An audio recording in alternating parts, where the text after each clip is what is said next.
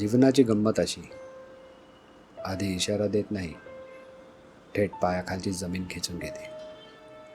मला वाटायचा संघर्ष म्हणजे उशिरापर्यंत जागा राहणं, जेवण चुकवणं, काही नकार मिळणं. पण कुणी सांगितलं नव्हतं की संघर्ष म्हणजे स्वतःला ठीक असल्याचं दाखवणं. दररोज सकाळी उठताना वाटतं, आज काहीतरी बदल होईल, कुणीतरी हो म्हणेल.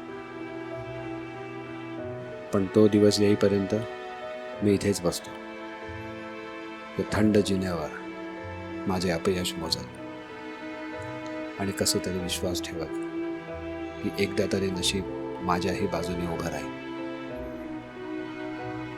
कधी कसं माहीत नाही, पण हार मानायची नाही, आज तरी नाही.